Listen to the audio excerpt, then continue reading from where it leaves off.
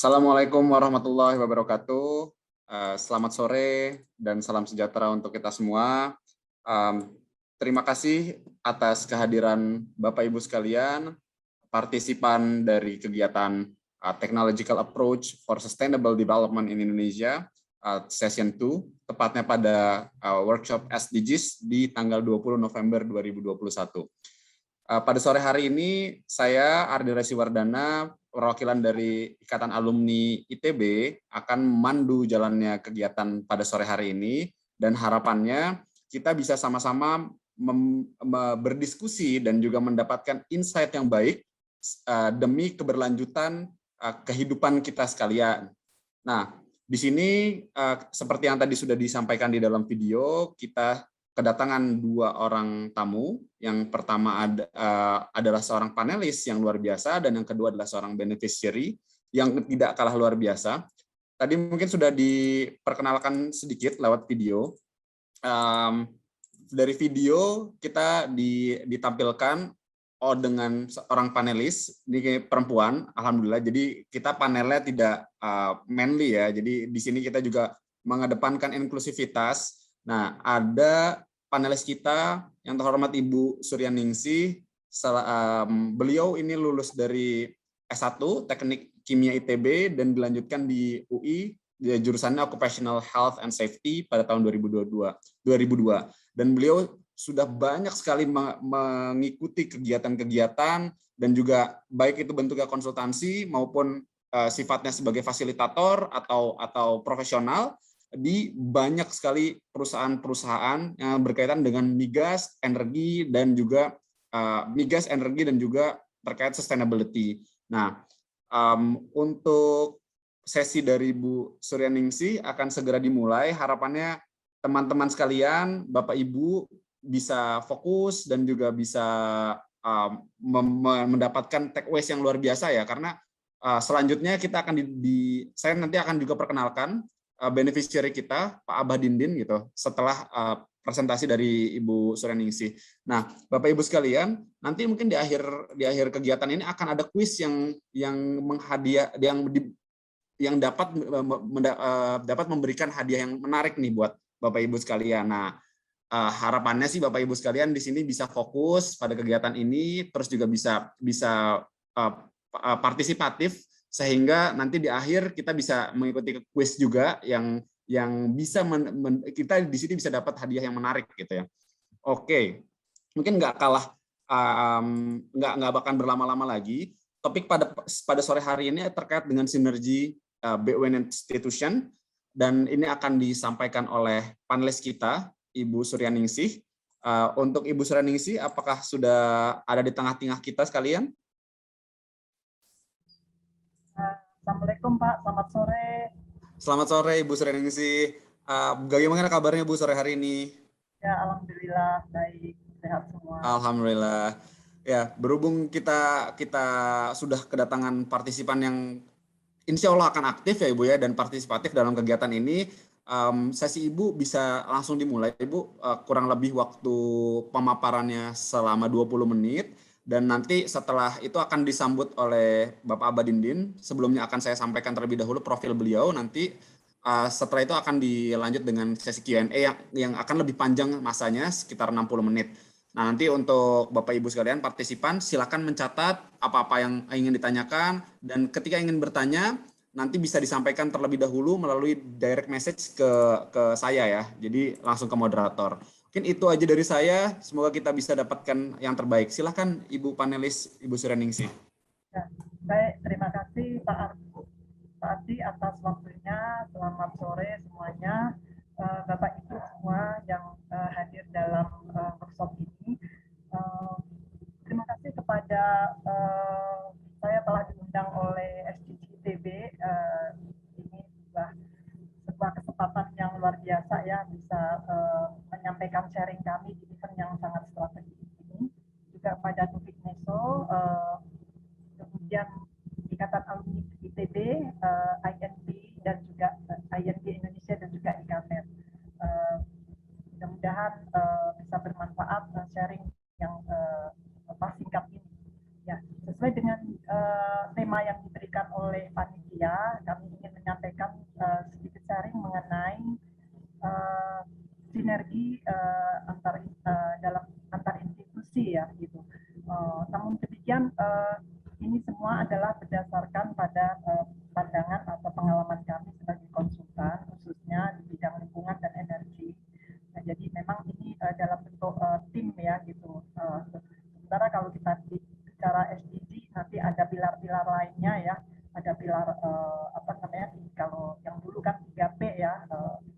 Planet, people, planet, dan profit gitu. Jadi ada tim lagi nanti yang membidangi masalah CSR ya atau community development-nya seperti itu.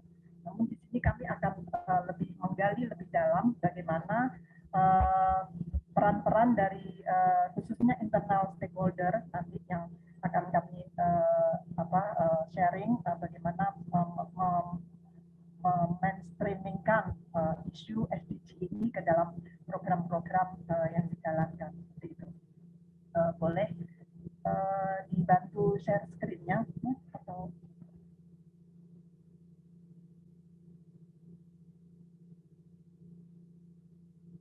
ya slide yang berikutnya. Ya. Jadi sebelum melakukan mainstreaming SDG tentunya perusahaan itu memahami terlebih dahulu isu-isu yang terkait dengan stakeholder yang harus dalam tanda petik dilayani atau dipenuhi harapan-harapan mereka seperti itu. Nanti yang bagian yang kedua kami akan menyampaikan tentang proses mainstreaming di industri. Ini merupakan suatu proses juga sinergi di dalam internal stakeholder itu sendiri, bagaimana prosesnya sampai pada menghasilkan program-program yang nantinya bisa dikuantifikasi atau diakui sebagai kontribusinya di dalam SDG. Dan yang terakhir kami akan menyampaikan tentang bagaimana peran atau sinergi dari masing-masing institusi yang terkait khususnya dalam program-program atau proyek-proyek yang kami terlibat seperti itu dan lesson learn yang bisa kami ambil di sini.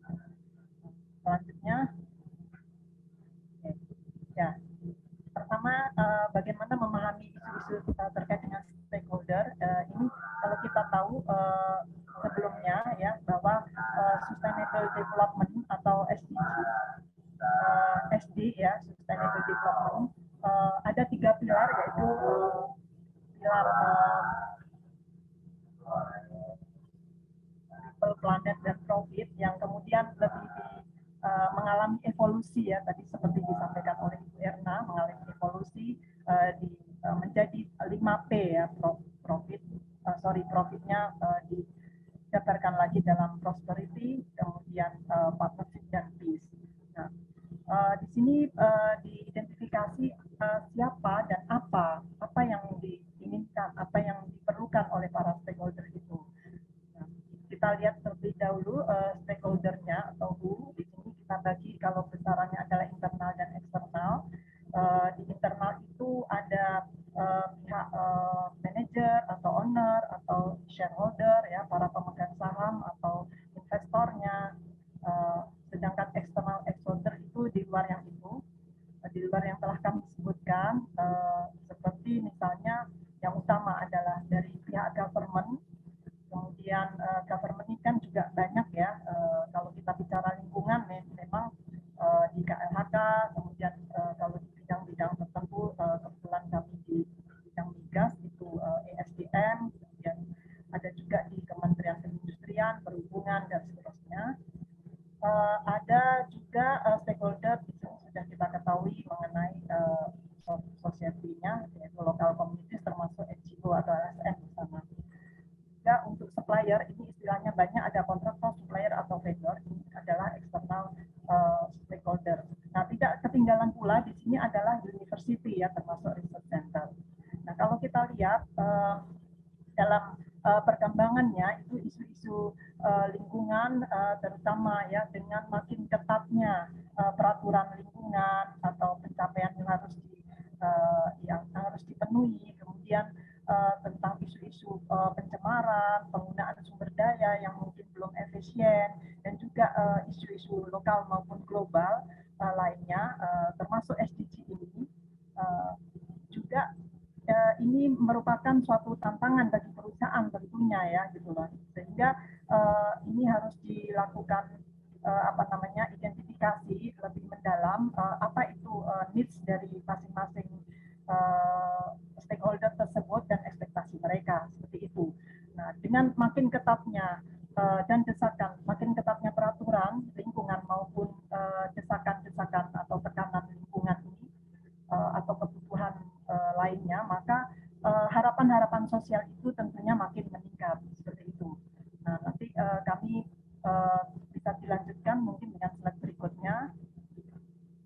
Nah, di sini kita bisa melihat bagaimana proses mainstreaming SDG itu di dalam industri ya secara umumnya. Ini kami rangkum dari berbagai implementasi ya yang ada di perusahaan gitu. Nah, yang pertama di dalam internal stakeholder itu tentunya banyak ya di situ leadership yang harus pertama kali kita pengaruhi seperti itu dalam tanda petik ya. Nah, mulai dari tim manajemen, mulai dari production timnya, kemudian bagian planningnya, ada HSE, health safety environment-nya, security, kemudian engineering, integrity, procurement, atau purchasing, facility management, atau dan juga pihak-pihak divisi atau unit-unit kerja lainnya seperti eksternal atau government relation dan community relation. Nah, ini harus mencakup keseluruhan. Nah, selama ini mungkin kalau yang zaman dulu kita hanya melihat bahwa permasalahan lingkungan, isu-isu seperti SDG ini banyak dealnya dengan divisi HSE ya, tapi ternyata untuk SDG ini tidak cukup hanya dengan SDG, tapi menyeluruh seluruh divisi seperti itu. Nah, dari sini perlu dilakukan proses untuk bagaimana mengenalkan itu. Pertama kali adalah perlunya membangun leadership mengenai sustainability. Jadi banyak training atau awareness mengenai sustainability manager seperti itu yang dilaksanakan, sehingga nanti di sini bisa dihasilkan ya ada company policy, kemudian disusun roadmap-nya, kemudian baseline-nya seperti apa, target, dan tentunya semua di-manage dengan pengelolaan proyek dan menjadi program-program, kemudian dikelola di dalam project management, dan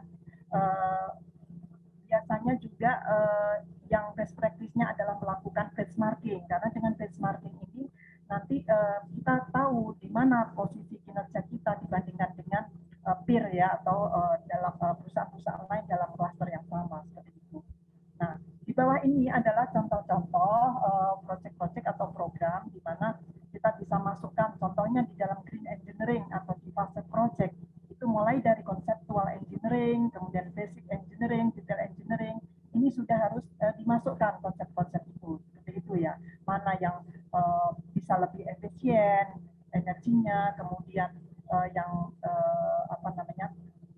dengan prinsip bahwa mencegah itu lebih baik daripada melakukan treatment seperti itu ya, dari sisi cost dan maupun usaha, sehingga di tahap awal sekali sudah ada desain efisien energi, itu contohnya ini sudah harus dimasukkan isu-isu atau kriteria dan parameter SDG. Juga demikian di dalam fase operasinya ya, intinya di dalam cleaner production banyak sekali yang dilakukan, ini contoh-contoh programnya bisa dilihat di sini. Nah, tidak ketinggalan juga adalah fase procurement ya, yang berhubungan dengan kontraktor. Ini juga sudah harus diatur, dan untuk tahap ini masih dalam progres ya. Kami masih mengenalkan ya, karena pada saat ini juga kan kalau kepresnya atau perpresnya kan baru kewajiban untuk di kementerian ya, artinya di lembaga pemerintah seperti itu. Nah, kita sudah mulai mengintroduksi supaya nanti konsep-konsep SDG itu sudah masuk ya, untuk menggunakan barang-barang ramah lingkungan, melakukan 3R, dan juga menerapkan ISO, ini juga penting. Nah, dan program-program lainnya, green planning, green office, green building, dan transfer, dan seterusnya. Nah, untuk yang di bawah ini adalah contoh yang dilakukan pada saat itu itu ya adalah green lifestyle ya, yang melibatkan seluruh employee, kontraktor, misalnya untuk mengurangi plastik, kemudian tidak menggunakan styrofoam, ya, untuk juga melakukan hemat energi dan seterusnya. Nah, keseluruhan program ini dibungkus di dalam framework atau kerangka kerja yang kebetulan pada saat itu tahun 2015 pada saat mulai diperkenalkannya SDG, yang itu adalah pada saat itu adalah era masuknya sistem manajemen ya. Kalau kita bicara lingkungan ada sistem manajemen lingkungan ISO 14001, kemudian berikutnya beberapa tahun kemudian ISO 50001 energi manajemen sistem INMS gitu. Jadi ini menjadi kerangka kerja yang bisa mengawal keseluruhan kegiatan program tersebut. Nah, tidak ketinggalan juga di dalam pelaksanaan program tentunya ada partnership ya di sini. Nah, untuk SDG-nya di sini lebih fokus pada SDG nomor 7, 12 dan 13. Silahkan lanjut ya. Ini adalah contoh-contoh bagaimana sebuah budaya atau prinsip-prinsip kerja, kriteria-kriteria atau standar best practice yang dilakukan di perusahaan dicoba untuk ditularkan kepada community gitu. Contohnya di sini adalah program 5R. Ini pengembangan dari 3R ya, reduce, recycle. Nanti Abah Didit bisa menjelaskan lagi ada 2R tambahannya ya, reshare. Kebetulan di sini adalah anak jalanan. Salah satunya program yang kita introduksi adalah menerapkan produksi bersih di dalam daur ulang sampah kertas dan pemanfaatan palet dan seterusnya. Kemudian ini contoh lain adalah program waste to energy, yaitu untuk unit biodiesel, di mana di situ ada jelantah ya dari dapur atau dari cateringnya kemudian bisa diolah seperti tadi disampaikan oleh Dr. Tirto ya. Sebenarnya secara teknologi sudah ada dan ini sudah diimplementasikan untuk memenuhi kebutuhan solar pada saat itu untuk para nelayan gitu ya. Namun saat ini memang dengan kondisi saat ini sedang tidak dioperasikan seperti itu. Mungkin nanti membutuhkan ini challenge tersendiri ya. Oke, baik, berikutnya contoh lain adalah studi pengelolaan sampah dan pemanfaatannya bekerja sama dengan INSWA di sini untuk mengetahui sebenarnya apa sih sampah yang dihasilkan. Jadi karyawan atau pekerja yang selama ini tidak terlalu memperhatikan bisa tahu karena hasil-hasil ini semua disosialisasikan, ini loh sampah kita semua gitu loh, sehingga nanti proses untuk melakukan segregasi dan seterusnya itu lebih mudah untuk melakukan pengelolaannya. Boleh dilanjutkan ya. Masuk ke bagian ketiga adalah bagaimana sinergi dari institusi.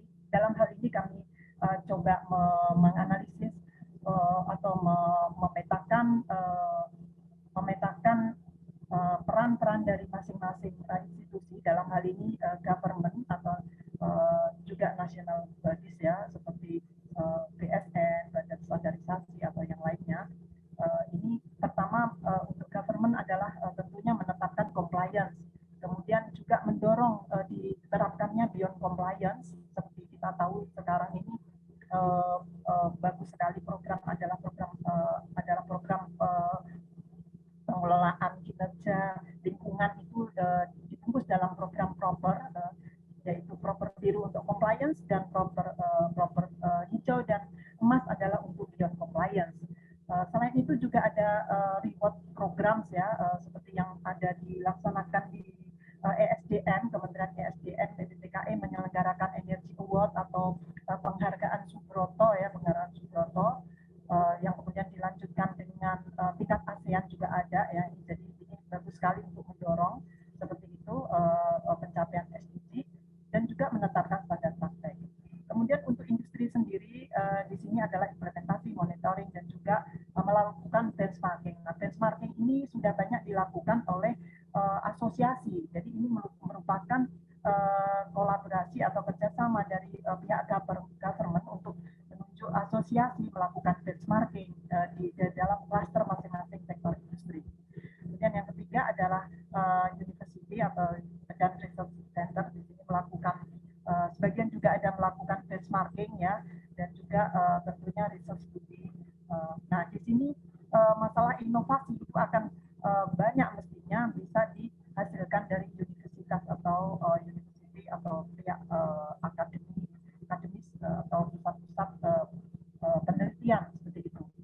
Nah, untuk community sebagai beneficiaries dan NGO juga bisa sebagai beneficiaries atau pada hal tertentu NGO juga bisa menjadi partner yang melakukan implementasi monitoring dari program yang dijalankan oleh perusahaan, selain juga sebagai watch-nya ya, sebagai mengamati, memberikan masukan yang konstruktif kepada pemerintah atau semua pihak. Nah, dalam hal ini boleh kembali lagi ke yang slide sebelumnya, Mas. Nah, satu lagi di sini kami sendiri sebagai konsultan ya bersama tim itu utamanya melakukan fasilitasi program, membuat perencanaan program, desain dan juga pada umumnya dalam melakukan awareness dan training.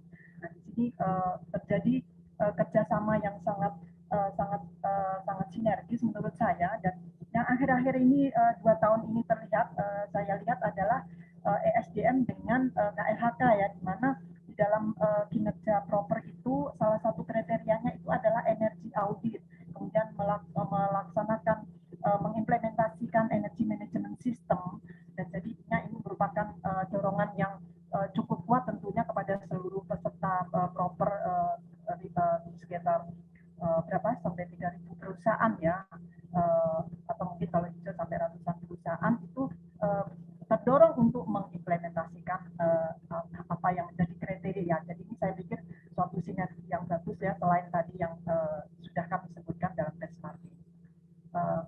Next slide. Ya, slide terakhir kami adalah terkait dengan ya tentang lesson learn-nya, lesson learn dari apa yang telah kami lakukan selama ini, yang bisa diambil pelajaran dari di sini adalah pertama bahwa untuk upaya mainstreaming SDG itu perlu komitmen manajemen yang kuat ya. Dalam hal ini pada saat kita melakukan proses itu di dalam internal stakeholder itu sangat berlapis ya, banyak sekali pihak-pihak atau divisi-divisi yang harus dilakukan, harus diyakinkan untuk apa sih SDG ini dan seterusnya gitu. Jadi mereka harus diberi informasikan tentang manfaatnya, mengapa ya, why-nya itu harus terjawab terlebih dahulu gitu. Nah, kemudian yang kedua, dari pengalaman kami juga melihat bahwa industri itu mengadopsi pendekatan sistematis ya, dalam hal ini adalah menerapkan manajemen sistem. Ini akan mempercepat, mendorong pencapaian SDG karena ada proses assurance di sana seperti itu. Kemudian untuk yang ketiga adalah sinergi antara industri dan akademi akan mendorong terciptanya inovasi-inovasi yang luar biasa, tentunya bermanfaat bagi semua pihak seperti itu, dan tentunya untuk mencapai target SDG.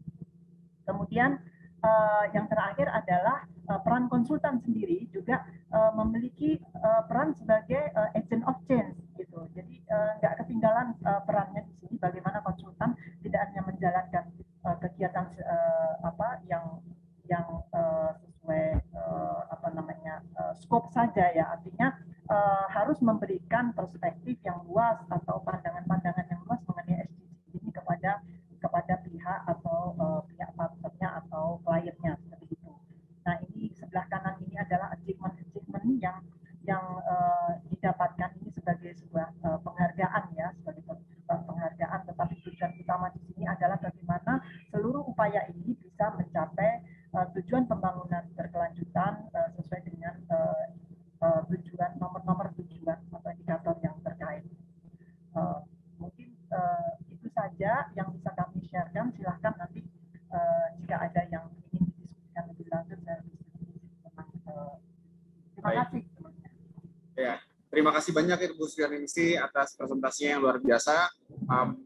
Luar biasa, kita dapat simpulkan ya, kurang lebih apa yang kita dapat hari ini adalah terkait dengan stakeholders issue, dan juga bagaimana kita melakukan mainstreaming SDGs terhadap perusahaan dan organisasi kita, yang akhirnya membuat organisasi kita bisa berkolaborasi aktif dan bersinergi dengan institusi-institusi lainnya yang berbeda dari jenis institusi kita. Pada contohnya tadi company ke masyarakat sipil seperti itu ya. Dan terakhir akhirnya bisa mendapatkan sinergi yang lebih besar lagi ke government dan lain-lain seperti itu. Dalam konsep tadi yang dipaparkan oleh Ibu Suryaningsih itu ada konsep yang namanya triple helix gitu. Bagaimana ada sinergi di antara government, industry, dan akademia seperti itu. Nah, mungkin luar biasa Ibu, terima kasih atas presentasinya. Kita juga kedatangan tamu yang tidak kalah luar biasa seperti yang saya sebutkan di awal tadi, yaitu adalah Pak Didin Komarudin alias Abah Didin, Abah Dindin. Beliau ini seperti yang sudah disebutkan di awal tadi ya, beliau mendirikan Yayasan Kreatif Usaha Mandiri Alami, Yayasan Kumala, yang juga tadi sudah disampaikan oleh Bu Suryaningsih bagaimana kiprah gitu kan yang sudah dijalankan oleh Abah Dindin dalam Yayasan Kumala. Dan yayasan ini sudah berdiri sejak Desember 2008 dan terakhir saya melihat bahwa ada apresiasi yang cukup baik dari Ibu Mensos Tri Risma hari ini atas prestasi yang sudah dicapai oleh Abah Dindin dan juga tim di dalam Yayasan Kumala. Mungkin dipersilahkan untuk Abah Dindin untuk bisa menyampaikan sharingnya dan juga tanggapan terhadap apa yang tadi disampaikan sama Bu Suryaningsih serta pengalaman-pengalamannya. Ya. Terima kasih. Apakah suara saya kedengaran ini? Terdengar Bapak? Terdengar Bapak. Oh ya, terima kasih. Assalamualaikum warahmatullahi wabarakatuh. Perkenalkan, saya Dindin Komarudin dan biasa dipanggil oleh anak-anak yang kami dampingi ini Abah Dindin, mungkin menganggap sebagai apa ya, sebagai kakaknya atau orang tuanya mungkin, atau bahkan kakeknya. Jadi Yayasan Kumala ini adalah yayasan sosial yang di dalamnya mendampingi dan memberdayakan teman-teman atau anak-anak dari jalanan, kemudian kelompok-kelompok disabilitas, ada kelompok-kelompok pemulung dan kelompok masyarakat marginal lainnya baik di Jakarta maupun di beberapa daerah. Awalnya kami memang dulu jadi alat pemberdayaan kami, dan kebetulan ini juga dulu karena kita itu swadaya sendiri ya. Jadi awalnya mengelola sampah, yang memanfaatkan sampah sebagai penghasilan dari komunitas kami. Nah, 2011 kebetulan kami mulai kenal dengan salah satu perusahaan migas ya, Pertamina dalam hal ini.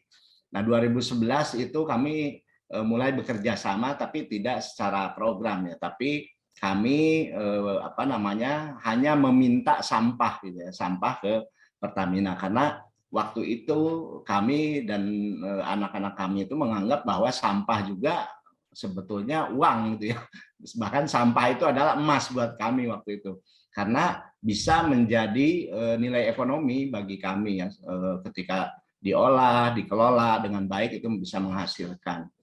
Nah, dari tahun 2011 ini kami memulai kerjasama dengan perusahaan tersebut ya. Jadi kegiatan kami adalah memanfaatkan beberapa jenis sampah yang dikelola oleh kami dari perusahaan tersebut ya, dari Pertamina itu. Seperti misalnya contoh awal itu kami mengelola sampah kertas ya. Jadi sampah kertas itu dikelola, dicampur dengan sampah organik dan menjadi produk baru ya, jadi kertas seni daur ulang kami menyebutnya. Dan dari kertas seni daur ulang ini menjadi produk-produk turunannya, dan kebetulan anak-anak yang kami dampingi ini senang melakukannya. Nah, ternyata di komunitas kami itu, di anak-anak jalanan juga sangat banyak potensi-potensi yang bisa dikembangkan. Dan pada akhirnya produk-produk kami itu dibeli kembali oleh perusahaan mitra kami yaitu Pertamina. Misalnya nanti bisa dilihat di di contoh-contoh produk ya. Jadi ada paper bag, ada stationery, eco pen dan lain-lain sebagainya. Nah, ini menjadi contoh ya produk-produk dari sampah perusahaan yang dikelola oleh masyarakat dalam hal ini dampingan kami. Kemudian si sampah itu yang telah diolah ini menjadi produk dimanfaatkan kembali oleh perusahaan. Nah, tadinya ini memang kebetulan kalau dari pihak Kumala sendiri tidak terkonsep, jadi mengalir begitu saja gitu ya. Tapi ternyata lama-kelamaan ini menjadi satu konsep ya, di mana anak-anak kami pun meningkat kepercayaan dirinya, menjadi bangga gitu ya, menjadi termotivasi, sehingga selain mendaur ulang menjadikan produk-produk, kami juga melakukan sharing ya, atau memberikan pelatihan-pelatihan kepada komunitas-komunitas di masyarakat lainnya gitu. Nah, ini yang selanjutnya menjadi sebuah konsep pemberdayaan yang oleh Pertamina pun dipakai gitu ya. Nah, kunci dari kerjasama ini, kemitraan ini adalah itu tadi. Jadi kita tidak di awal tidak menghitung ya bentuk kerjasamanya. Biasanya kan kalau dulu kita buat proposal dulu ya untuk mendapatkan dana bantuan, tapi tidak. Justru dari hasil kemitraan ini mempunyai dampak nilai yang lebih dari sekedar tadi bantuan ya. Jadi kami bekerja sama dengan Pertamina dalam hal ini juga. Terima kasih Bu Seningsi, Bu Ning, ini sudah banyak membantu mengembangkan potensi-potensi tadi. Misalnya ketika dulu kita hanya pakai blender buah gitu ya, nah kita kembangkan jadi giant blender. Nah, itu justru menghemat listrik ya, dalam skala tertentu kita bisa memproduksi banyak dan menghemat listrik. Kemudian manajemen produksi juga kami diajarkan ya, didampingi. Jadi bagaimana untuk mengurangi pemakaian air gitu ya, menghemat ya. Jadi air yang bekas produksi itu tidak biasanya kita buang langsung, ini diolah dan diproses kemudian dipakai lagi. Nah, ini juga sesuatu yang menjadi pelajaran berharga buat anak-anak kami atau masyarakat dampingan kami. Nah, kemudian berjalannya waktu produk kami juga dikembangkan ya, entah itu pasarnya, kemudian kualitasnya. Ini juga menjadi pengalaman baru bagi kami ya. Jadi alangkah sangat berdampak manfaat besar ya ketika bersinergi dengan satu lembaga perusahaan yang memang lembaga itu tidak sekedar mendistribusikan bantuan ya, biasanya kan seperti itu, maaf nih, tapi mereka betul-betul mendukung ya, dan bahkan mengembangkan potensi-potensi yang ada di kami ya. Bahkan tanpa terasa kemudian karena potensi itu, misalnya nih Kak, saya teringat dari penyampaian Pak Bambang tadi tentang Jakarta darurat sampah, itu betul sekali. Jadi di Jakarta Utara ini di mana-mana itu waktu itu ya, kami sering melihat tumpukan-tumpukan sampah yang sebetulnya itu adalah, kalau menurut kami itu adalah uang yang tidak dimanfaatkan oleh banyak orang. Nah, kami mencoba untuk memilah kemudian memanfaatkan dari beberapa jenis sampah, sehingga pada 2016 kurang lebih itu kita membuat bank sampah dan mengajarkan anak-anak dampingan kami, anak jalanan, pemulung, kelompok disabilitas itu untuk ikut ya, minimal di rumahnya memilah sampah, kemudian sampahnya ditabungkan kepada bank sampah yang kami kelola. Nah, ini berkembang cukup luas ya, berdampak, dan bahkan kita tanpa disadari punya agen-agen perubahan baru nih di lapangan ya. Jadi yang tadinya pemulung di stigma negatif oleh masyarakat, mereka juga bisa mengajarkan ke masyarakat luas tentang bagaimana memilah sampah, kemudian ditabungkan. Nah, ini menjadi efek domino dari program kerjasama kami dengan mitra perusahaan tersebut ya. Nah, kemudian kami juga mempunyai alat transportasi ya yang dibantu oleh perusahaan tersebut. Nah, dan kebetulan 2017 kalau tidak salah 2017 dan 2018 program sederhana kami ini mendapat award ya, proper bahkan proper emas nih, mendapat proper emas nih per PHNWJ. Nah, ini juga tanpa kami sadari ternyata efek domino ini terus kayak bola salju ya, terus membesar gitu dampaknya, dan ini kami syukuri. Ini menjadi pelajaran yang sangat bermanfaat bagi lembaga, khususnya bagi masyarakat yang kami dampingi ya.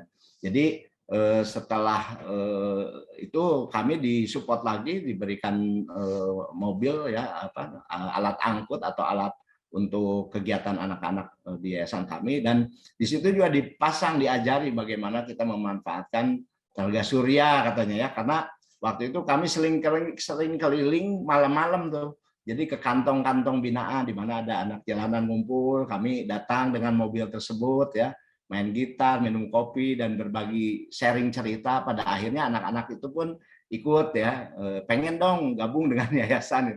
Nah biasanya itu sebelum pasang tenaga surya itu lampunya habis, bahkan bensinnya, akinya itu habis. Nah oleh perusahaan dibantu tenaga surya, dan itu juga sangat sangat bermanfaat. Nah selanjutnya ini memang dari pengalaman ini kita akhirnya mencoba untuk mengembangkan ya, dari tadinya ini pengelolaan sampah itu konsepnya adalah 3R. Nah kami di Kumala mengembangkan tahun berikutnya kita kembangkan menjadi 4R. Jadi resell itu adalah pengalaman kami di mana pengelolaan sampah itu harus mempunyai dampak ekonomi. Karena ini terbukti oleh kami dan anak-anak dan masyarakat dan kami, ketika pengelolaan sampah itu ada dampak ekonominya, mereka dengan semangatnya ya, masyarakat pun semangat. Misalnya tadi berbondong-bondong akhirnya menabung gitu ya, bahkan ketika pandemi tahun kemarin orang lain itu mungkin tetangganya bingung besok mau lebaran dari mana. Nah, nasabah kami mencairkan tabungan, mengambil tabungannya, dan itu menjadi titik di mana kami memahami, oh iya ternyata sangat berdampak manfaat sekali nih pengelolaan sampah ya, walaupun hanya di sisi menabung, apalagi di daur ulang. Nah kemudian selanjutnya anak-anak ini sering diminta gitu ya, entah dari beberapa daerah wilayah di Jakarta, bahkan dari Aceh sampai Papua, itu diminta untuk sharing, melatih kelompok-kelompok masyarakat lainnya untuk bagaimana cara pengelolaan sampah yang didaur ulang. Nah ini yang menjadi titik di mana anak-anak kami itu menjadi lebih percaya diri, termotivasi, bangga, bahkan mereka bisa berbuat pada masyarakat lainnya gitu ya, menjadi trainer-trainer. Nah ini tanpa disadari, sehingga konsep 4R itu kami kembangkan lagi menjadi 5R, jadi reshare. Jadi maksudnya reshare itu adalah pengalaman-pengalaman, bahkan ilmu yang pernah kita dapatkan itu harus dibagikan lagi, replikasi lah istilahnya. Nah dengan adanya program reshare ini, maka Pertamina pun akhirnya mencoba beberapa kali menawarkan program untuk mereplikasi program-program ini di beberapa wilayah kerja lainnya, bahkan dengan perusahaan lainnya. Kami diizinkan, bahkan difasilitasi, ini ada perusahaan ini butuh di reshare katanya pengalaman daur ulang. Nah ini menjadi titik balik kami sebagai sebuah lembaga sosial, bahwa lembaga sosial itu tidak hanya menunggu bantuan atau mencari bantuan ya, bahkan kita sebetulnya bisa memberikan sesuatu yang kita miliki, yang potensi yang kita bangun itu untuk masyarakat yang lebih luas ya. Nah, sekarang mungkin ada sekitar 6 cabang. Jadi kalau dulu kita bikin kertas itu di Tanjung Priuk ya. Nah, dengan tadi konsep reshare tadi, kita punya 6 kelompok produksi ya dari beberapa daerah sampai Banggai, Lubuk juga gitu ya, Kabupaten Banggai. Itu mereka memproduksi dan kita kerjasama pemasarannya gitu. Kalau dulu kalau ada perusahaan yang order misalnya ini sekian banyak dalam sekian hari, biasanya kita agak kerepotan siang malam mengerjakan. Nah kalau sekarang mereka mensuplai ya, jadi kelompok-kelompok dampingan kami mensuplai. Nah harapan kami adalah ini akan menjadi efek domino yang semakin luas, dampak manfaatnya akan semakin luas. Nah konsep ini sebetulnya ketika diterapkan di beberapa perusahaan mitra selain Pertamina, ini juga mereka tertarik ya, artinya kita tidak melulu gitu ya meminta sesuatu bantuan yang biasanya menjadi kebiasaan kami nih di lembaga-lembaga sosial ya. Tapi dengan awalnya strategi adalah mengelola sampah perusahaan oleh masyarakat dan dikelola baik itu dimanfaatkan sebagai, misalnya kalau kertas kita jadikan bahan baku kertas ini daur ulang dan produk turunannya, kayu palet bekas kita jadikan alat refleksi, kayu gelas kuksa sekarang musim minum kopi gitu ya, ini laku keras sih. Padahal bahan bakunya dari barang-barang yang tidak terpakai di perusahaan. Kemudian sampah organik pun kami sekarang mulai tahun ini mengembangkan di Bekasi itu diolah menjadi bahan pakan maggot ya, atau BSF tadi. Itu kemudian BSF-nya ada yang dikeringkan dijual, kemudian ada yang dipakai pakan ternak ayam atau ikan. Nah, kotoran maggotnya juga menjadi kompos yang menurut para ahli ini kompos yang tergolong terbaik gitu katanya ya. Dan ini kami ini izin, waktunya tinggal 1 menit lagi ya, Pak. Oh ya, baik. Jadi intinya kami merasa bersyukur ya atas sinergi antara kami sebagai perwakilan masyarakat, mungkin ya LKS, pemerintah dan dunia usaha, dan itulah harusnya yang bisa dilakukan kerjasama dalam pemberdayaan. Seperti itu. Terima kasih. Oke, luar biasa sekali beneficiary kita ya. Maksudnya Pak Abah Dindim ini sudah memberikan insight yang luar biasa sih sebenarnya tadi, dari mulai konsep 5R-nya, terus juga konsep-konsep di mana kita bisa mereplikasi hal tersebut di lingkungan terdekat kita gitu ya. Dan ya inilah yang menyebabkan akhirnya semakin banyak orang atau komunitas yang terlibat di dalam kegiatan ini, akhirnya semakin banyak juga sinergi yang bisa terwujud. Dan harapan nanti ya tadi ya, seperti apa yang Abah Dindim inginkan, semakin banyak lagi orang yang bisa terlibat akhirnya di dalam kegiatan ini. Oke, nah kita sudah menjalani ya 2 sesi, yang pertama dari Pandes, yang kedua dari beneficiary, dan sekarang masuk ke dalam sesi tanya jawab. Sesi tanya jawabnya sendiri tadi sudah saya sebutkan bahwa jika ada Bapak Ibu sekalian ingin bertanya, silakan mengirimkan direct message ke saya. Dan saat ini sudah ada 2 orang penanya dan ada 3 pertanyaan. Dari pertama itu Pak Suryo dari Suworo. Mungkin karena kita masih ada banyak waktu ya, dan emang pengen ada partisipasi yang aktif di sini, saya mengundang Pak Suryo dari Suworo untuk on cam gitu ya, biar bisa bertanya langsung terhadap baik Bu Suraningsih maupun Abah Dindim seperti itu. Untuk Pak Suryo dan Suworo mungkin ada aktif, bisa diaktifkan? Ya, Pak. Ya, silakan, kedengaran Pak. Ya? Kedengaran jelas. Ini dari pengalaman kerja ya. Jadi seperti Abah tadi kan sangat bagus sebetulnya. Tetapi tidak ketemu atau belum ketemu dengan benar oleh CEO dari BUMN. Saya melihat dalam 20 tahun saya bekerja menjadi konsultan BUMN itu, para CEO tadi ataupun yang lain itu menjadi orang-orangnya dengan tanda kutip dari penguasa targetnya mereka. Target BUMN tersebut adalah profit. Ini yang saya kritisi, ialah kalau BUMN pelayanan jangan dikasih target profit. Orang akan tidak melakukan investasi karena target profit tadi. Seorang yang berhasil di BUMN tadi tidaklah terus bisa berkarir. Dia akan berhenti, Pak. Kalau bosnya yang di atas tuh berhenti juga atau ganti juga. Nah, itu yang saya nggak puas. Artinya yang bagus bisa ke BUMN lain mestinya. Atau dari BUMD kepada yang lain juga begitu. Jadi ada career path yang betul, yang ada sistemnya. Jangan seperti pejabatnya datang lalu bla bla bla bla berpikir dikerjain dan punya suatu target. Target itu menjadi individual lagi. Bagi CEO tadi juga sangat individual. Artinya dia tidak memikirkan tadi sustainable-nya si development-nya perusahaan, tetapi target itu tercapai, kelihatan baik untuk bisa dipakai lagi. Kan begitu ya. Karena Ini kritik saya sebagai konsultan nih. Jadi saya melihat itu 20 tahun saya kerja bermacam-macam juga ya begitu terus. Dan bukan tidak pernah memberitahu loh. Pernah memberitahu. Kalau BUMD itu yang punya adalah Bapak Gubernur. Ya.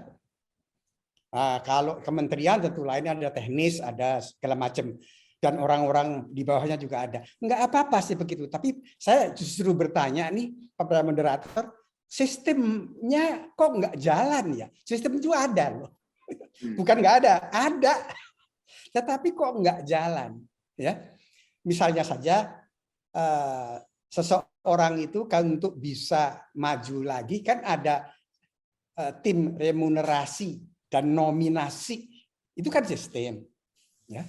Itu bisa nggak jalan kalau Pak Gubernur ngomong lain. Ya.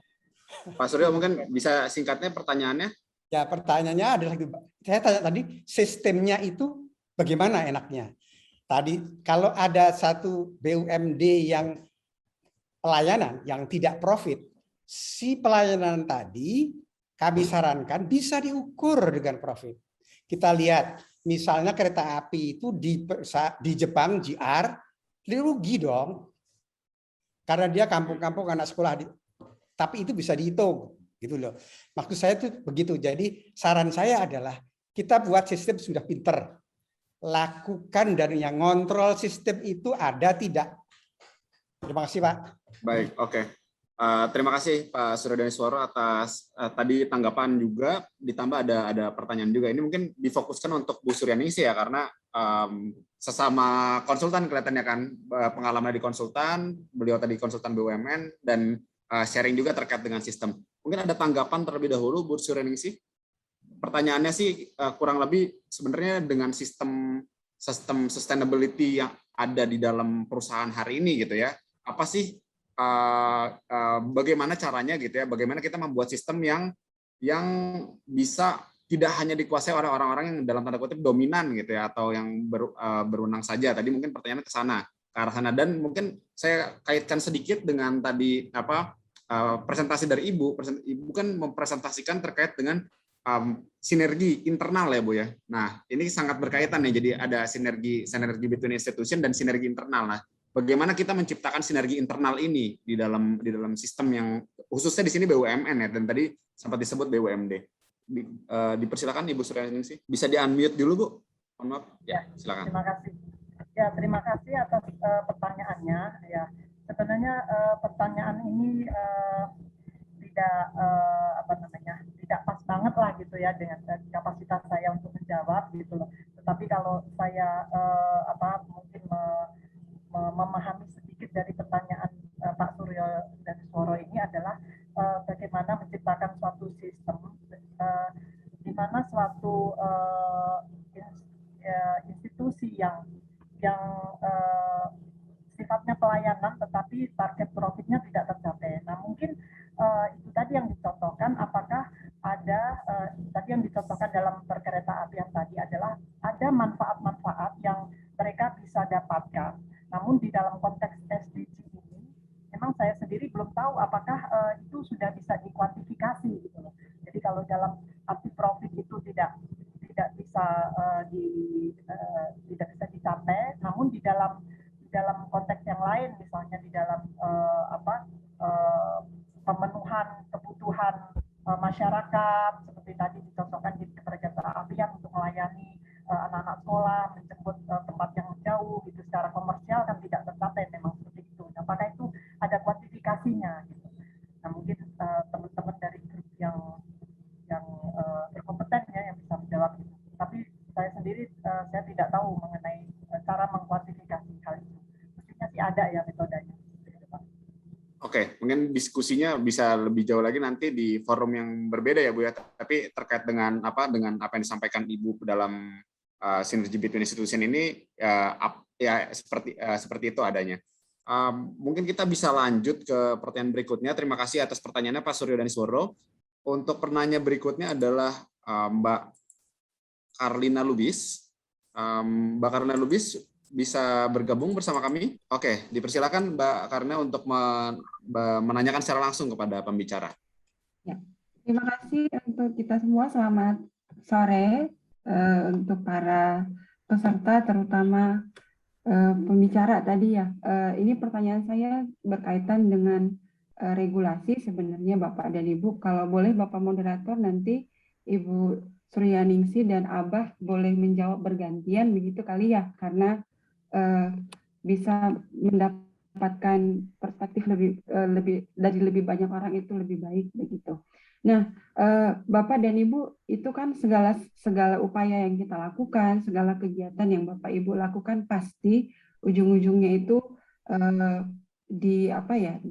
dicakupi atau diatur oleh berbagai regulasi yang berlaku di negara kita ini. Nah, selama ini sepanjang Bapak Ibu sudah melakukan kegiatan, bagaimana sih Pak, Bu, dukungannya regulasi ke kegiatannya, ke upaya sinergitas SDGs ini ke dalam kegiatan Bapak Ibu begitu? Apakah existing regulation itu mendukung atau nggak ada pengaruhnya atau tidak mendukung begitu kira-kira?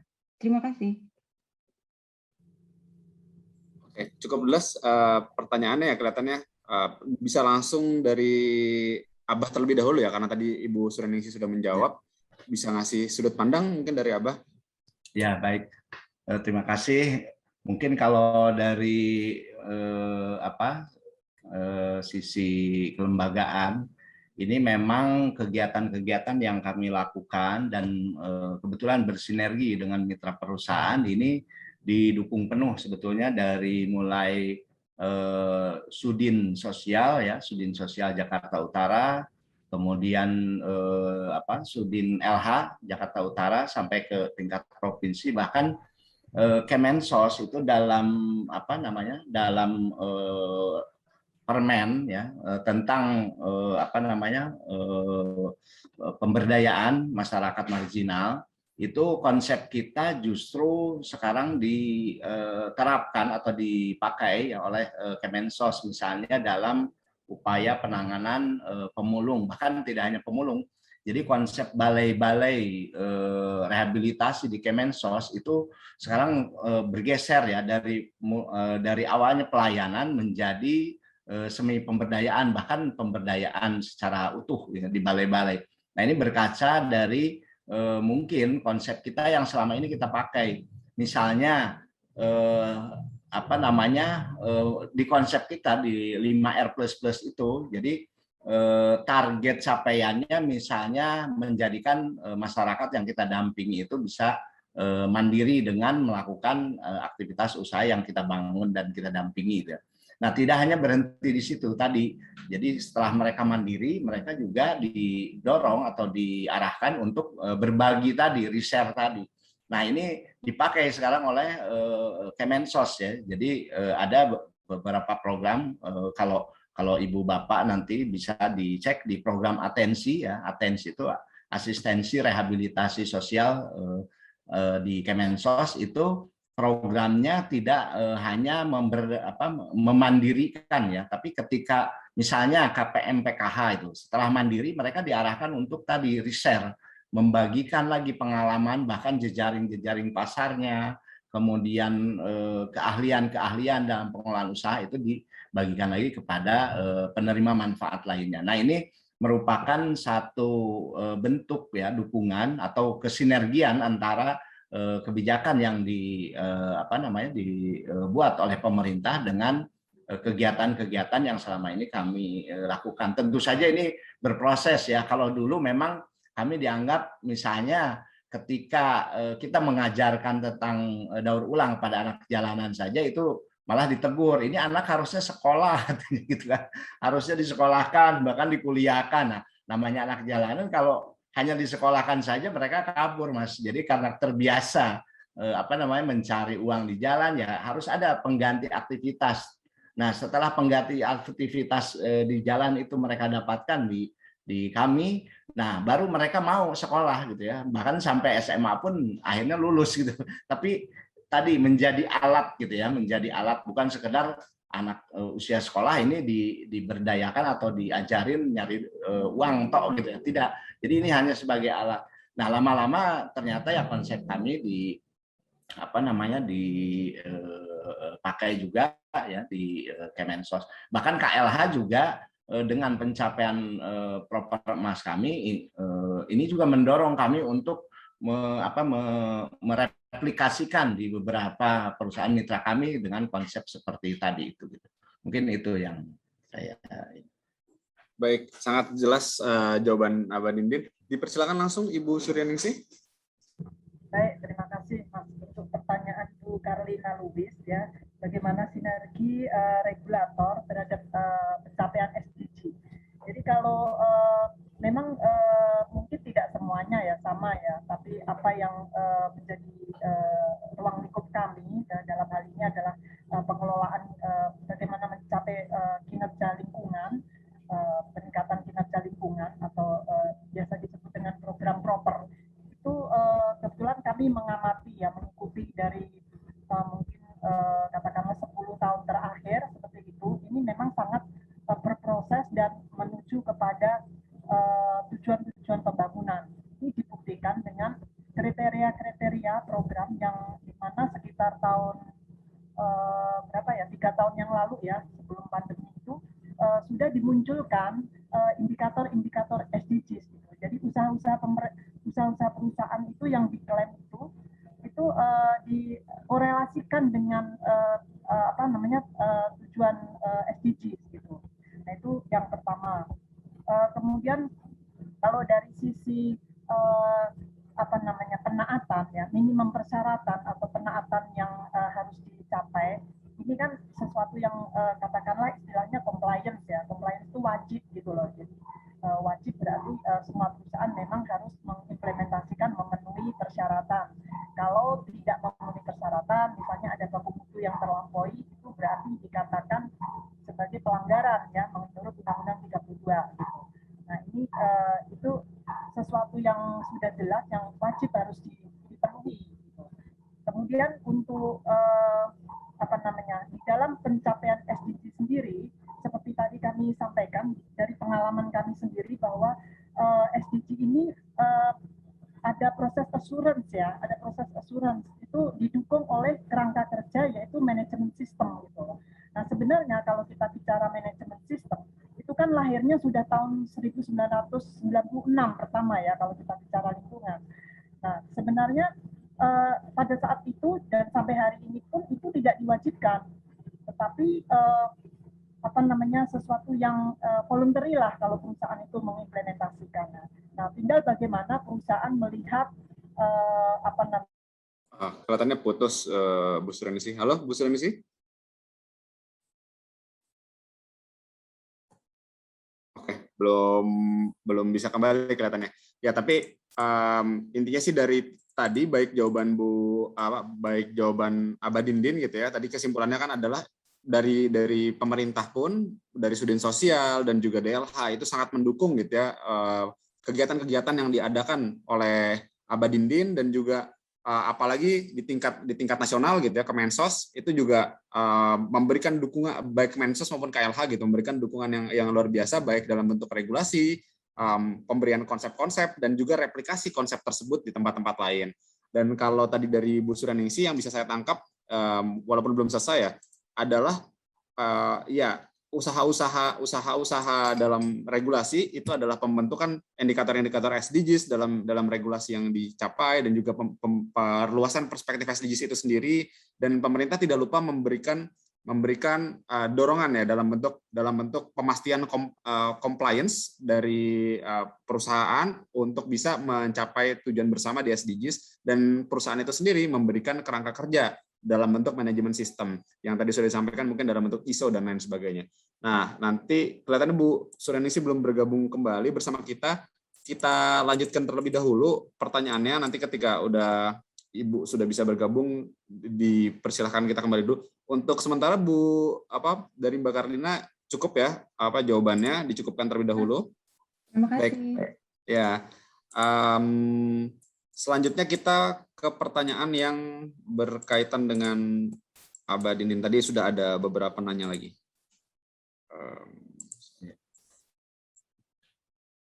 Nah, terkait dengan Mas Safri Saipullah aktif bisa bergabung dengan kami? Mas Safri? Oh, kelihatannya belum bisa. Tapi mungkin saya bisa bacakan pertanyaannya ya. Bisa, sudah bisa bergabung ya? Bisa bergabung, tapi mohon maaf Pak Ardi, saya nggak bisa on cam ya. Oh ya, nggak masalah Pak. Dipersilakan Pak untuk menanyakan secara langsung ke Pak Abadindin. Baik Pak Ardi, terima kasih Pak Abadindin, terima kasih atas presentasi yang sangat baik ya. Jadi smooth gitu mengalir, kita nggak terasa waktunya habis. Dan sepertinya banyak poin yang mau disampaikan Abadindin, tapi terhalang waktu. Saya tuh pengen tahu dari Abadindin, ini kan kalau sekarang sih semua orang juga sudah tahu, sudah besar, gampang gitu mengelolanya atau gampang maintain dengan perusahaan. Tapi dulu kan pasti di awal tuh susah ya Pak menemukan mitra atau menemukan perusahaan yang gigih atau yang sungguh-sungguh. Kadang kan perusahaan hanya butuh dianya saja yang berhasil, Bapak sebagai beneficiary itu hanya pemuas dalam tanda petik ya target-target perusahaan. Itu bagaimana Bapak mempertahankan kerjasama dengan perusahaan yang sampai kalau sekarang sih udah bagus ya Pak. Dulu waktu lagi susah-susahnya itu gimana kiat-kiatnya Abadindin dan tim mempertahankan kerjasama tersebut. Makasih Abadindin, makasih Pak Ardi. Oke, mungkin sebelum dijawab Bu Suryaningsih, tadi kami sudah menyimpulkan, mohon maaf ya Bu ya, kita lanjut ke pertanyaan berikutnya terlebih dahulu ya Bu ya. Oke, dipersilakan Abadindin, sudah jelas ya pertanyaannya? Ya baik, terima kasih Pak Safri. Jadi kita memang di awal dulu yang saya sampaikan tadi, kerjasama dengan mitra perusahaan itu tidak didasari pada program atau bantuan dana biasanya ya. Nah kita memang kebetulan waktu dulu itu didasarinya ya kita hanya minta sampahnya aja gitu ya. Dan perusahaan mungkin walaupun perusahaan menawarkan ini butuh apa sih, apa yang dibutuhkan, tapi kita kekeh minta sampah gitu ya. Nah, mungkin ketika kita memanfaatkan sampah tadi dan perusahaan melihat ini ternyata berdampak juga, bermanfaat juga bagi kegiatan di yayasan kami. Nah, itu yang membuat mungkin menjadi ketertarikan tersendiri ya untuk perusahaan. Nah, yang saya ingat mungkin saya merasakan perusahaan itu tidak terbebani gitu ya. Biasanya kita minta A, B, C gitu ya. Tapi perusahaan mungkin waktu itu merasa terbantu dengan pemanfaatan sampah ya, walaupun kapasitasnya belum banyak waktu itu. Tiap 2 minggu sekali dikirim beberapa karung plastik sampah kertas, kemudian kita olah. Kita juga awalnya tidak, ini perusahaan harus ketika ngasih sampah ya harus dibeli, tidak seperti itu. Jadi kita baik itu kualitas yang bagus, yang agak jelek gitu ya dari anak-anak, tetap saya display, saya pajang. Nah itu yang menjadi ketertarikan perusahaan. Sempat bertanya kenapa harus dipajang? Karena alasan saya itu punya usaha daur ulang bukan hanya sekedar nyari keuntungan dari hasil penjualan, tapi yang paling penting adalah anak-anak menjadi bangga, menjadi termotivasi ya. Sejelek apapun tetap saya pasang gitu ya. Walaupun pada intinya dasar rezeki anak-anak, sewaktu-waktu ada rombongan Jepang itu malah memborongnya yang produk-produk yang natural katanya, yang jelek-jelek gitu ya. Nah ini di luar kemampuan kita lah, tapi intinya sesuatu hal yang kita kita tekuni ya, kita konsisten lah gitu dalam melakukan ini yang menarik perhatian mungkin perusahaan tersebut. Dan lama-kelamaan malah coba konsepnya seperti apa sih pengelolaan kegiatan di yayasan kalian, kita ceritakan, kita diskusi mengembangkan konsep, dan akhirnya konsep itu di-reshare oleh perusahaan tersebut ke wilayah kerja lainnya. Tanjung Priok ini kan bukan ring satunya PHNWJ ya Bu. Jadi malah tapi itu tadi mungkin dianggap memberikan dampak yang pada akhirnya waktu itu karyawan PHNWJ juga pada akhirnya memilah sampah di meja kerjanya akhirnya gitu ya. Jadi ketika dibawa ke Kumala itu sudah terpilah, dan ini secara tidak langsung jadi saling berdampak manfaat, baik itu perusahaan, baik kami gitu ya.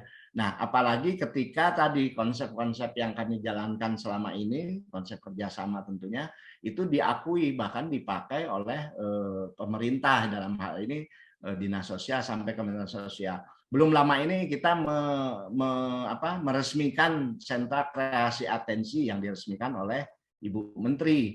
Nah, ini juga menjadi bagian terpenting mungkin buat perusahaan ini sesuatu target capaian ya untuk perusahaan yang misalnya ketika mendapatkan award Padma Mitra atau Proper ini secara tidak langsung mereka tidak menyiapkan khusus dengan dana besar misalnya gitu ya, tapi yang dilihat adalah dampak real di lapangan gitu ya.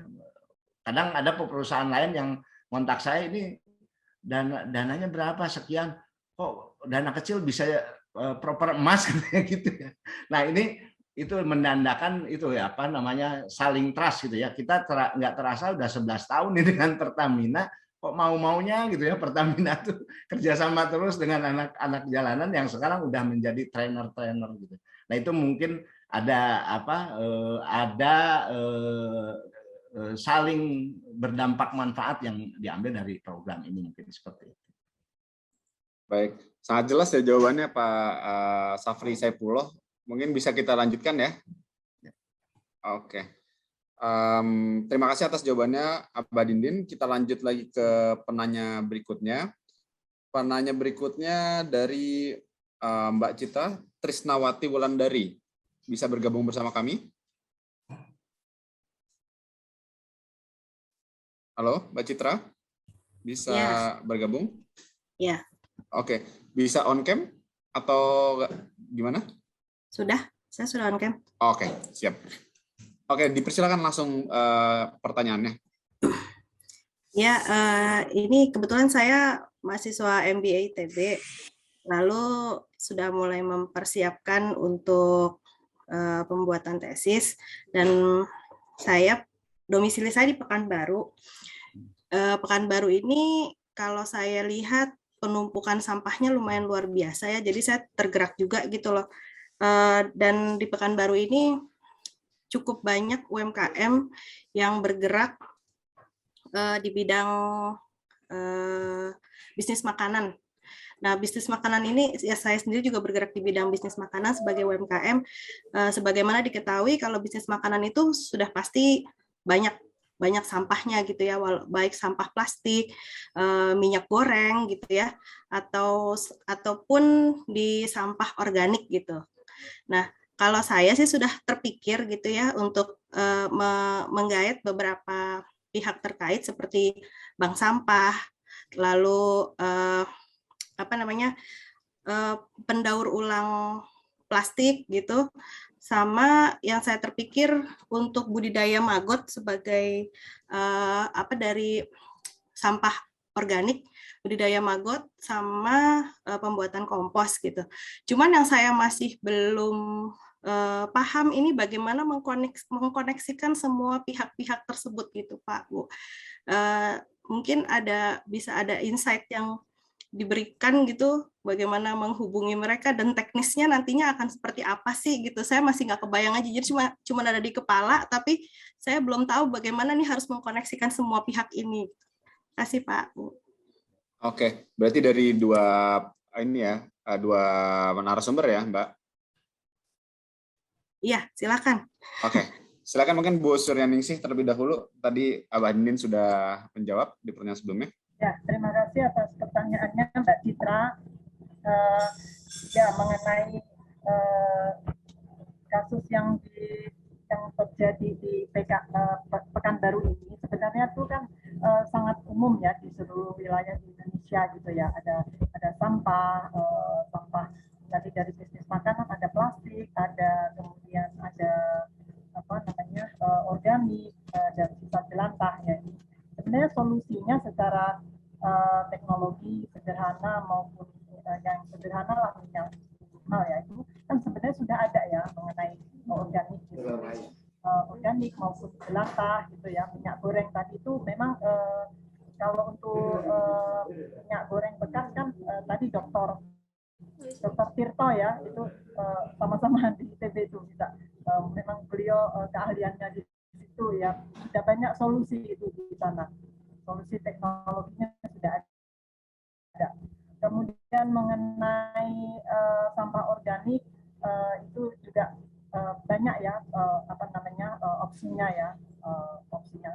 Tadi Abah juga sudah menyebutkan juga, mungkin nanti Abah bisa sharing mengenai pengelolaan sampah organik menjadi SDM tadi ya, kemudian plastik dan sebagainya. Nah, tetapi dari semua itu sebenarnya inti daripada pengelolaan ini adalah pada proses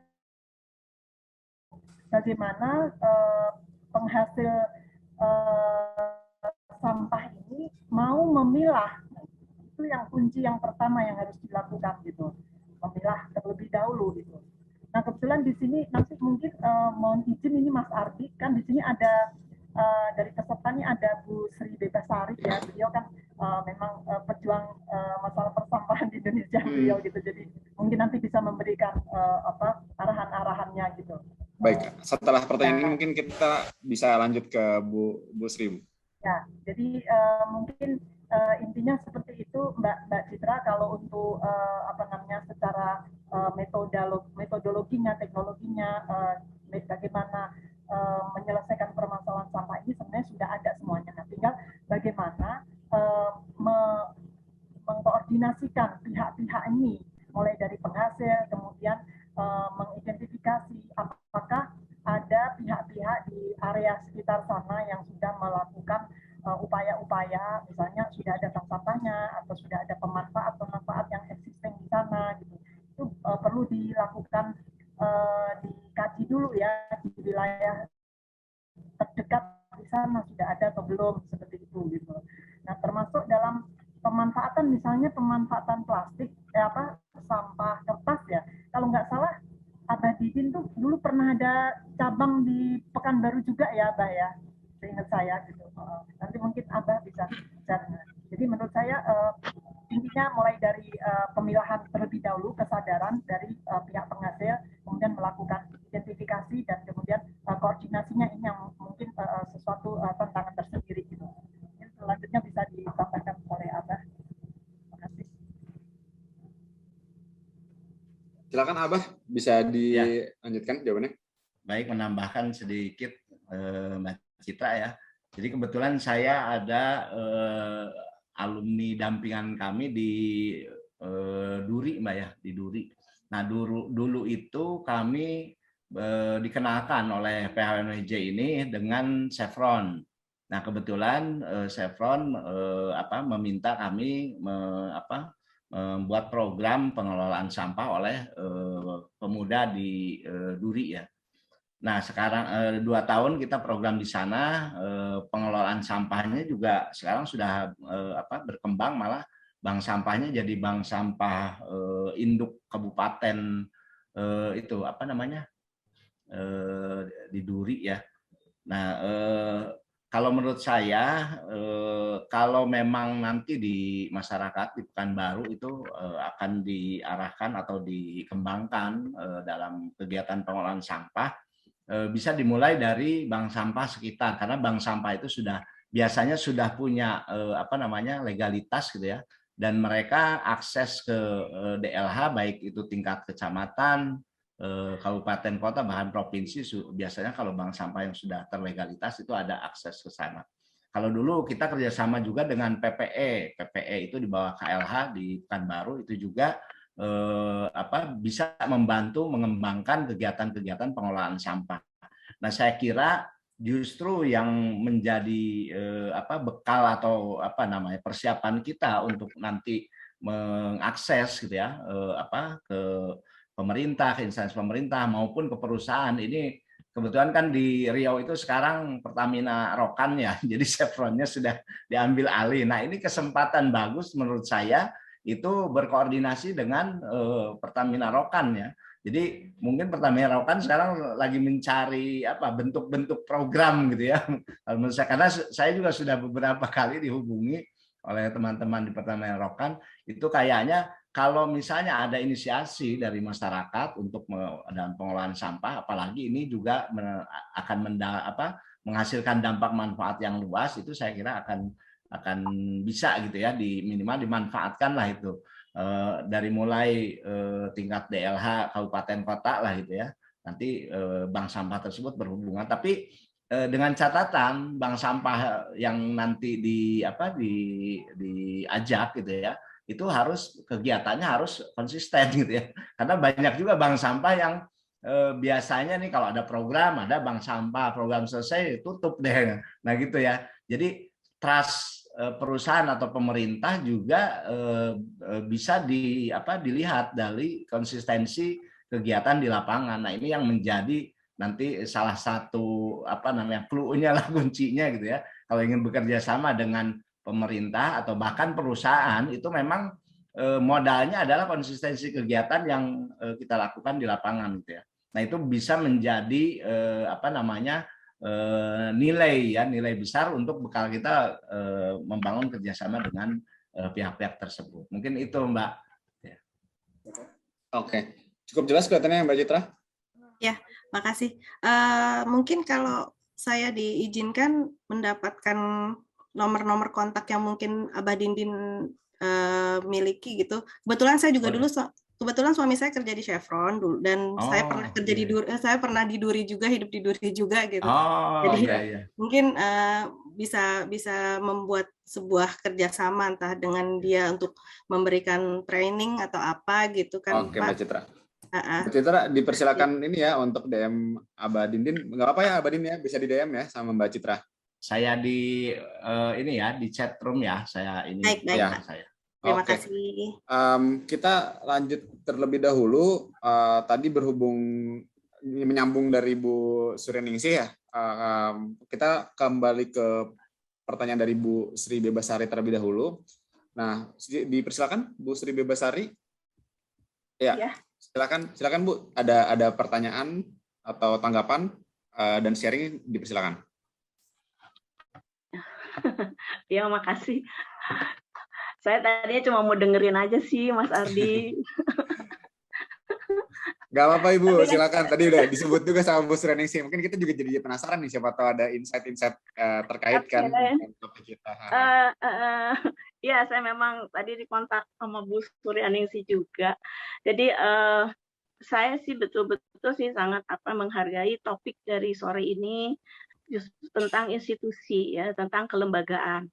Karena memang dari tadi permulaan keynote segala ternyata banyak bicara sampah ya topiknya gitu.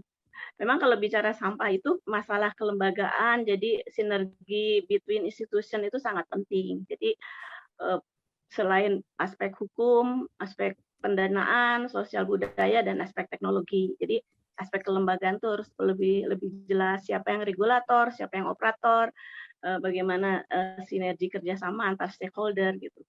Sore ini ada 2 contoh di mana ada institusi swasta, dalam hal ini Ibu Suryaningsih, PHE ini, UNWJ ini, kemudian ada Abah Dindin itu sebagai institusi yang berbasis masyarakat gitu ya. Tapi ini kan masih salah satu yang parsial. Bagaimana supaya ini bisa sustain gitu kan. Jadi kalau bicara tadi daur ulang dan lain-lain, sebetulnya di Undang-Undang 18 2008 tentang pengelolaan sampah pasal 15 itu ada pasal yang berbunyi bahwa produsen harus bertanggung jawab terhadap produknya yang tidak bisa terurai secara alam. Jadi termasuk kemasannya gitu. Jadi kalau kita bicara tadi daur ulang dan lain-lain, sebetulnya itu adalah EPR itu Extended Producer Responsibility. Kalau Pertamina, Chevron, dan lain-lain membantu buat bank sampah dan lain-lain seperti bantu Abah Dindin, itu masih sifatnya CSR, Social Responsibility kan, company social, tidak berhubungan dengan core kompetennya kan Pertamina. Nah kalau di pasal 15 ini justru produsen. Jadi memang produsen yang harus bertanggung jawab gitu. Contoh misalnya daur ulang kertas ya sebenarnya harus dibiayai oleh produsen kertas. Jadi tadi memang ini sebetulnya bisnisnya tuh sebetulnya bukan hanya bisnis jual beli barang, tetapi adalah ini bisnis jasa pengolahan limbah. Artinya di sini ada prinsip polluter pay principle. Yang buang harus bayar, yang mengolah harus dibayar. Gitu. Kalau kita mau sustain gitu loh. Jadi sampah itu bukan sekedar bahan baku, tetapi sebenarnya sampah itu tanggung jawab. Sementara kebersihan adalah investasi. Kira-kira itu supaya ini menjadi masif. Ini untuk moderator sih ya. Jadinya kalau kita bicara ini kita secara holistik gitu. Karena ini kan masih parsial-parsial. Tadi mengenai bank sampah saja ternyata lebih banyak yang tidak sustain daripada yang sustain seperti Abah Dindin tadi kan diakui. Jadi kenapa? Karena ya sistemnya tadi gitu. Kampus ITB aja belum bikin kan bank sampah sebetulnya. Kalau memang ini benar-benar itu kan udah semua tiru gitu kan. Jadi ada sesuatu yang memang harus bagaimana sih sinergi antar semua apa ya stakeholder, ada pemerintah, ada masyarakat, ada pengusaha. Nah, pengusahanya itu ada dua, pengusaha yang menghasilkan sampah, produsen, sama pengusaha yang mengolah sampah gitu.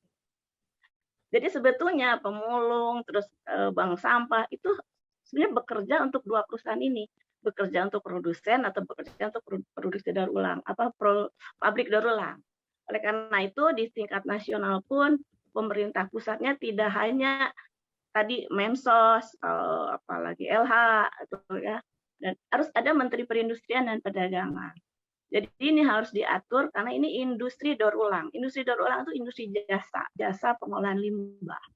Itu belum ada, jadi diatur oleh. Kemudian Menteri Perdagangan, kenapa? Ini adalah perdagangan barang bekas. Jadi harus ada memang peraturannya. Gitu. Karena selama ini pemulung dan itu masih kebanyakan informal. Dan informal itu kalau tidak kita serius benahin, bisa jadi saudaranya ilegal. Gitu. Kalau saya bicara pengolahan plastik, justru banyak sekali sekarang daur ulang plastik itu yang tidak mengolah limbah cairnya. Dia tidak punya IPAL. Kemudian dia juga tidak terdaftar. Jelas kalau tidak terdaftar lah tidak resmi lah gitu. Seperti hal itu. Jadi masalah institusi ini sangat penting, Pak Adi. Jadi dan kalau kita bicara kebijakan strategi nasional Jaksranas yang Perpres 97 2017, sebetulnya di lampirannya itu ada sekitar 31 kementerian. Bukan hanya LH, Depdagri, sama KPU. Sampai Menteri Agama pun kita masukkan. Karena masalah ini masalah pembangunan manusia. Gitu. Jadi tadi seperti supaya orang tidak buang sampah ke sungai. Gitu. Kan tidak bisa dengan teknologi, itu harus dengan pendidikan. Itu bisa lewat ulama dan lain-lain. Ini pembangunan manusia, is not only engineering. Karena saya juga dulu tukang insinyur ya, saya juga alumni ya. Cuman saya masuk tahun 69, Mas Ardi belum lahir kali. Belum Ibu, saya baru lahir 95. Lahir 95? Iya Ibu, masih jauh banget ya. Yang bener aja lahir 95. Aku 69 udah masuk ITB, jadi usia saya juga sekarang baru 72. Wah, barakallah. Belajar sampah baru 41 tahun sejak saya belajar kerja ya di BPPT dari tahun 80 sampai 2005 dan bikin undang-undang dan lain-lain. Jadi kita harus holistik lah. Ini tadi kan hanya kasus ini gitu. Tidak bisa ini dijadikan yang masif ini. Ini PHE ini sebenarnya bukan tugasnya ngurusin sampah. Dia ini CSR, social responsibility gitu. Jadi kalau kita hanya menggantungkan CSR ini kan tidak sustain gitu. Karena biaya operasional dan lain itu nanti memang harus dibayar oleh Pemda atau tadi perindustrian. Jadi kalau saya sih inti pasal 15 itu ya produsen yang harus bertanggung jawab gitu. Bank sampah itu, pemulung itu harus dibayar oleh mereka. Bank Abah tuh harus dibayar oleh pengusaha kertas misalnya. Apalagi yang plastik. Nah, plastik itu apalagi gitu. Itu intinya seperti itu. Kemudian juga kita tidak bisa juga ini ada EPR. EPR ini pengembangan dari proper, pengembangan dari cleaner production. Proper sama cleaner production itu hanya menilai pengolahan limbah di pabrik. Nah, pabrik-pabrik besar tuh banyak yang lulus kan. Limbah cairnya, limbah padatnya udah diolah. Tapi bagaimana dengan limbah after consumer? Itu yang sekarang bermasalah. Itu kan harus tanggung jawab dia. Contoh, saya sempat dimusuhin pada saat saya bikin pasal 15 itu berbagai perusahaan maksa banget gitu. Nah, salah satu yang mengaku ke misalnya Indofood ya. Oh ya ternyata dosa saya Bu. Bungkus Indomie aja itu 17 miliar lembar per tahun. Terus masa Ibu Bebasari yang tanggung jawab? Yang jual siapa gitu kan? Dan sekarang apa yang terjadi? Itu nggak ada sistem.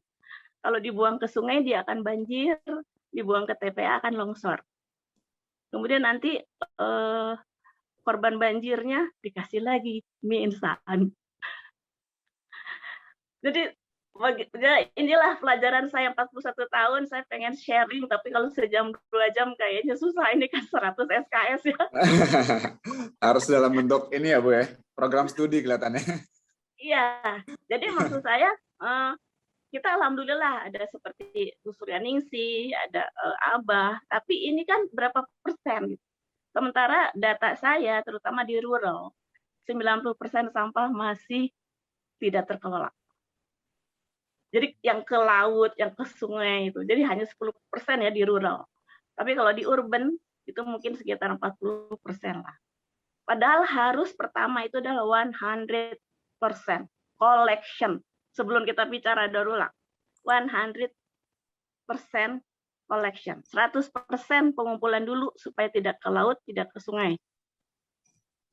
Gitu loh. Itu dulu di negara maju pun sebelum bicara daur ulang bisa itu dulu. Kita pengumpulan aja belum 100% udah loncat gitu. Tapi nggak apa-apa kalau ada 1 orang, 2 orang sudah mulai, alhamdulillah. Tapi persennya kan masih kecil. Karena ini adalah program jangka panjang. Kalau program jangka pendeknya 100% collection. Sekarang kumpul angkut buang kita aja masih primitif. Truk sampahnya masih truk pasir, terbuka. TPA-nya masih TPA cubluk, bukan WC yang bintang 5 kayak gitu. Nah, gitu loh. Jadi hati-hati juga kita dengan bicara circular economy. Jadi nggak loncat, karena saya kemarin juga kerjasama dengan Belanda, 100 dia 100%, 100 tahun dia dari mulai pengumpulan sampai bisa ke circular economy.